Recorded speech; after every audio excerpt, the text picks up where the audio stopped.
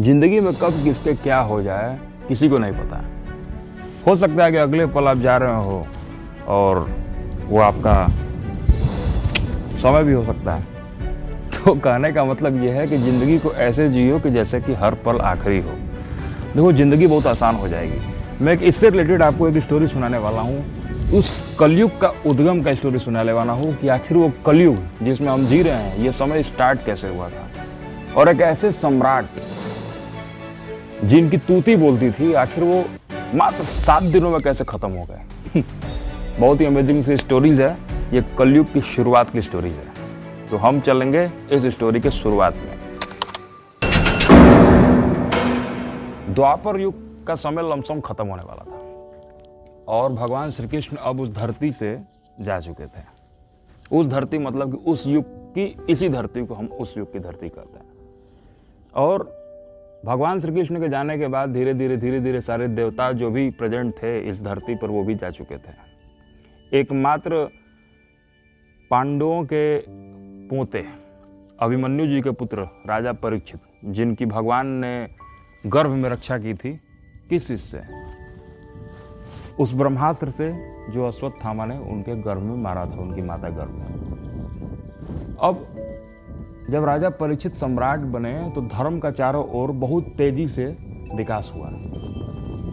किंतु उस समय ऐसा आ चुका था कि सब जानते थे कि अब कलयुग आने वाला है। पर कलयुग आने से पहले इनसे तो टकराएगा ना। तो जब इनसे टकराता था, जब भी वो चूर चूर हो जाता था। कंडीशन बस ये हुई कि कलयुग के दिमाग में भी आया कि मैं अब क्या करूं। तो एक बार की बात है, राजा परीक्षित अपने क्षेत्र में निकले, चारों तरफ भ्रमण करने के लिए निकले। तो उन्होंने देखा कि एक बैल है। उस धर्म जो था वो रूप पकड़ा हुआ था बैल का। उसके 3 टांगों को काटा जा चुका था और एक टांग बची हुई थी। और वो बैल चुपचाप से बस मार सहा जा रहा था। और किसकी मार सहा रहा था? वो मार सहा रहा था उसी कलयुग की। जो उस आदमी के रूप में था वो कली पुरुष था। और वो कली पुरुष बस यूं समझ लीजिए कि उसके पैरों को मारता जा रहा था।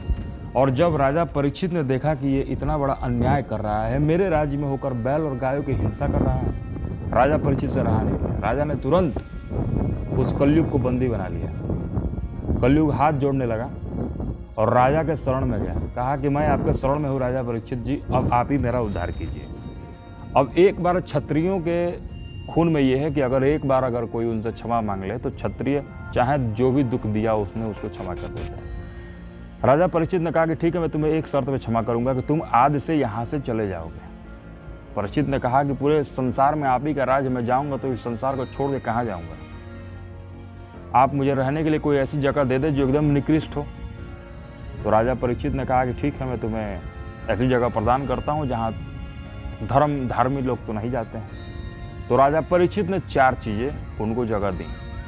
पहली जगह दी जहाँ जुआ खेला जाता है, दूसरी जहाँ मांस और मदिरा खाई जाती है, तीसरी जहाँ व्यभिचार होता है, और चौथी जहाँ चोरी होती है। ऐसी 4 जगह मिला के दिया। और तब कलयुग कहने लगा कि अरे यार प्रभु जी, राजा जी, ये 4 जगह आपके राज्य में है ही नहीं, मैं जाऊंगा कहाँ पे। तो फिर राजा सोच में पड़ गया। तो उन्होंने उसको सोने, स्वर्ण, गोल्ड में रहने का इजाजत दे दिया। और जब गोल्ड में रहने का इजाजत दे दिया तो वो भूल गए कि उनके मुकुट के ऊपर भी गोल्ड लगा हुआ है, वो सोना लगा हुआ है। और जो ही कलयुग को ये आदेश मिला, कलयुग उनके मुकुट में घुस गया और उनकी बुद्धि को खराब कर दिया। अब जब राजा परीक्षित वहां से गुजरते हैं, चलते हैं वहां से, अब वहां से चल दिए हैं राजा परीक्षित। और जब राजा परीक्षित चलते हैं तो क्या पाते हैं? उनको बहुत तेज प्यास लगती है। अब जरा सोच के देखिए कि ऐसा तपस्वी जो पूरे समग्र संसार का राजा है, जिसने अपने इंद्रियों पर इतना काबू करके रखा है कि उसको भूख प्यास नहीं सता सकती, और कलयुग के उनके माथे में प्रवेश करते ही उनको प्यास लग जाती है। और जब प्यास लगने के कारण जब वो आतुर हो जाते हैं तो वो पाते हैं कि एक ऋषि की कुटिया दिखती है, बहुत दूर कुटिया दिखती है। वो वहाँ जाते हैं। वहाँ जाने के बाद ऋषि से पानी मांगते हैं। ऋषि ध्यान में थे तो पानी नहीं दे पाए।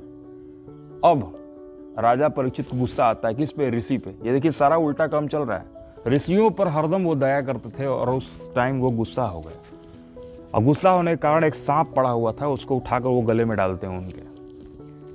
और वहाँ से चले जाते हैं। जब ये बात उस ऋषि के पुत्र को पता चलती है कि किसी ने मेरे पिता के साथ उपहास किया है या उनके साथ मजाक किया है या ऐसी दुर्भावना की है, अब वो ऋषि का जो लड़का होता है वो ब्रह्म तेज, एकदम बहुत ज़्यादा उसके अंदर ब्रह्म तेज होता है।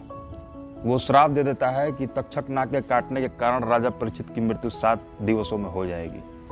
अब जब ये बात उस ऋषि को पता चलती है, जो बैठे रहते हैं, उन्होंने अपने बेटे को बुलाया और कहा कि तुमने महान अपराध किया है। तुमने कैसे राजा को मरने का श्राप दे दिया, जिसके मरते ही कलयुग छा जाएगा और लोगों के पथ भ्रष्ट हो जाएंगे और वो भगवान तक कभी पहुंच नहीं पाएंगे। अब होता है क्या, बहुत सूक्ष्मता से सुनिएगा। अब राजा परीक्षित को जब ये बात पता चली तो बहुत दुखी हुए, पर विधि का विधान समझकर उन्होंने कहा कि चलिए जो हुआ सो हुआ, अब तो भगवान की यही देन है, तो अब कर क्या सकते हैं। अब वो फिर राजा उस ऋषि से पूछते हैं कि बताइए आप, मैं क्या करूं। तो उन्होंने बताया कि 7 दिवसों में तुम अपना कल्याण करना चाहते हो तो कल्याण कर लो। सूकदेव गोस्वामी से जाकर तुम महाभागवत पुराण को सुन लो। जब तुम महाभागवत पुराण को सुन लोगे तुम्हारा जीवन का कल्याण हो जाएगा, आगम निगम से तुम बच जाओगे। अब राजा परीक्षित वहाँ से चलते हैं और राजा परीक्षित जाते हैं नैमिषारण्य में। हजारों की संख्या में ऋषि मुनि जुटे होते हैं ताकि वो भगवान सूकदेव गोस्वामी से वो सारे के सारे वो ग्रंथों को उस महाभागवत को पढ़ सकें, जिसको वो बाद में कलयुग में संसार में सभी को सुना सकें। क्योंकि कलयुग में क्या है ना कि सारे धर्मों का लोप हो जाता है। अभी कलयुग आया नहीं 100%, जब आएगा तो सारे धर्मों का लोप हो जाएगा, किताबें नष्ट हो जाएंगी, ज्ञान लोप हो जाएगा और तरह तरह से आदमी भटकने लगेगा और भगवान कल्कि को आना पड़ेगा ताकि भगवान इस धरती से सबको छुड़ाकर आसपास अपने घर लेकर जाए। तो ये कंडीशन थी।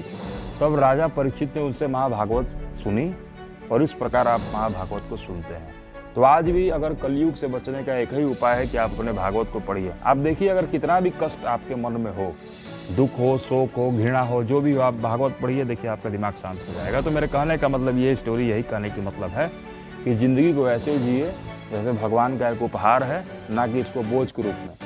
कितना भी पैसा रुपया कमा लो, सब यही रहने वाला है। तो जो मिला है भगवान के रूप में, भगवान का ही सेवा मान के उसको करो। और अच्छा लगे तो चैनल को सब्सक्राइब भी करो, क्योंकि चैनल को सब्सक्राइब करने से ये स्टोरीज आगे भी पहुंचेंगी। धन्यवाद।